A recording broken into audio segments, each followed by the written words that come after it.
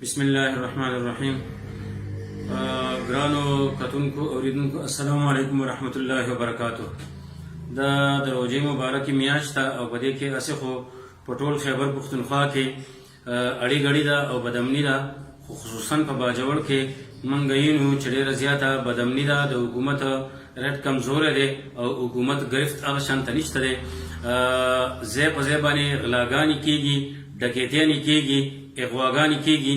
د اغواکارۍ دوه واقعات وشو او هغه قومي خلکو په هغې باندې پاڅون وکړه، قومي خلکو په هغې پسې منډه وکړه او هغې د هغې ګرفت یې وکړه.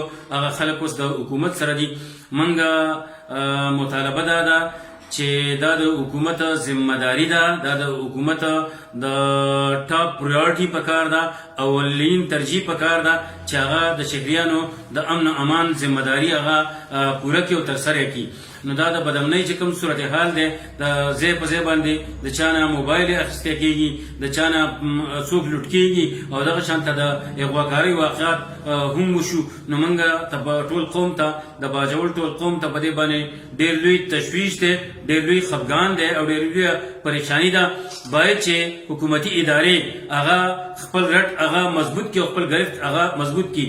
پولیس او حفاظتي ادارې هغه د عوامو حفاظت هغه یقیني کړي او عوام د دې تشویش او پریشانۍ نه هغه وباسي. دلته چې د بدامنۍ کوم لهر دی، موږ ارباب اقتدار ته د هغې هم توجه راګرځو چې قبایل او باجوړ دا نور دا بدامني برداشت کولی نه شي.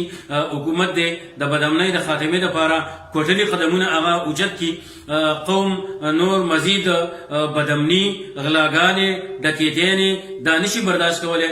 قوم هسې د مهنګایۍ سره مخ دی، د ګرانۍ سره مخ دی، د پریشانۍ سره مخ دی او د هغې په سر باندې غلاګانې او بدامني او انتشار دا هم راشي. نو قوم ته ډېر لوی تکلیف وي. موږ د قوم سره ولاړ یو. انشاءالله د قوم د ټولو مسایلو موږ ته ادراک دی، د قوم مسایل به هغه به موږ اوچتو، د هغې موږ ته احساس دی. او که حکومت د قوم مسایل حل نه کړي نو موږ به روډونو ته هم راوځو، چوکونو ته هم راوځو، موږ به احتجاج هم کوو او موږ به د قوم مسایل هغه به اوچتو چې د ارباب اقتدار ته د هغې احساس وشي او د هغې مسایلو د حل دپاره کوټلي قدمونه هغه اوچت کړي. شکریه جی.